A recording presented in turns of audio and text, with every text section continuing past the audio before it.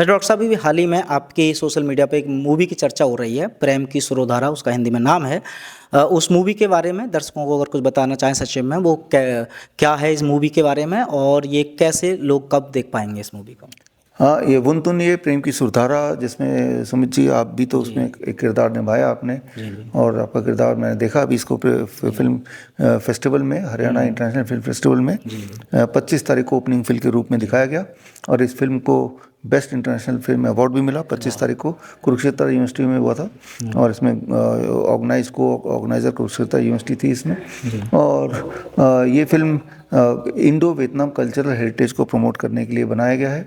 इसकी शूटिंग का एक पार्ट मध्य प्रदेश में हुआ, जहाँ पे आप भी गए थे, आपकी भी शूटिंग हुई थी। और एक पार्ट हनोई में हुआ था। तो ये फिल्म फेस्टिवल में तो इसको रिलीज़ किया था और बड़ा अच्छा ऑडियंस रिस्पांस आया था। और जूरी का रिस्पांस अच्छा है, बेस्ट इंटरनेशनल अवार्ड भी मिला। और अब इसके बाद अगला फिल्म फेस्टिवल के बाद सेंसर बोर्ड का सर्टिफिकेशन, जिसके लिए अभी अप्लाई करना है।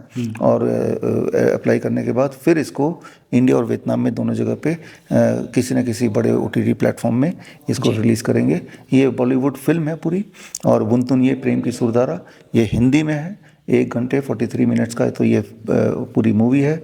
और इसमें दोनों देशों का जो आपसी संबंध है, एंशिएंट संबंध, हेरिटेज, उसको बताने के लिए कहानी का रूप का सहारा लिया गया। तो इंटरेस्टिंग है, मुझे लगता है कि जहाँ पे इस वक्त एक देश दूसरे से लड़ाई कर रहा है, राइट। पिछले साल आपने देखा इंडिया पाकिस्तान में लड़ाई हो रहा है, कभी गाज़ा इजराइल में हो रहा है, US ईरान में हो रहा है, तो यूक्रेन रशिया में हो रहा है। तो ऐसे में दो देशों के बीच के जो संबंध को बढ़ावा देने के लिए कुछ ना कुछ हमें भी सबको एक्टिविटी करनी चाहिए। और जिनको ये लगता है कि एक छोटी सी एक्टिविटी जो हमने की इस फिल्म का रिलीज़ या जो करने वाले हैं, उससे क्या मेजर इम्पैक्ट पड़ सकता है, और लोगों से मैं बोलना चाहूँगा, याद कीजिए जब घोषणा हुई कि ईरान US अभी वॉर होने ही वाला या जस्ट शुरू हुआ, तो हमें सबको ये लगा कि दुनिया के किसी कोने में दो देश अगर वॉर कर भी रहे हैं तो हमें कोई मतलब नहीं, हमें कोई भी फर्क नहीं पड़ेगा। जबकि आज की तारीख में एक आदमी जिसको ईरान का नाम भी नहीं पता होगा, उसके घर में भी चूल्हा नहीं जल रहा। तो जिस प्रकार उस जो हमने सोचा भी नहीं कि उसका इम्पैक्ट यहाँ भी पड़ेगा, छोटे छोटे घर तक भी पहुँचेगा, ठीक उसी तरह से हमारा छोटा छोटा एफर्ट भी किसी न किसी रूप में आगे जाके एक बड़ा रूप ले सकता है। तो एक इस सोच से कि जहाँ हेट्रेट का माहौल बनाया जा रहा है किसी न किसी और बेनिफिट के लिए, नेचुरली दिखाया जा रहा है कि दो देश लड़ रहे हैं, लेकिन पीछे का जो मकसद है वो हमें नहीं पता, है ना। जैसे नेचुरली दिखाया जा रहा था कि कोरोना आ गया, लेकिन पीछे से कैसे प्लांटेड थी सारी चीज़ें, वो हमने तो एक्सपोज किया ही। अदरवाइज ऐसा लग रहा था अचानक नेचुरली ऑर्गेनिकली कोरोना आ गया भाई, और जैसे से आया वैसे वैसे सरकार एक्शन ले रही है, राइट। जबकि असलियत थी कि ये बहुत पहले की प्लानिंग थी कि इस तरह से लाया जाएगा।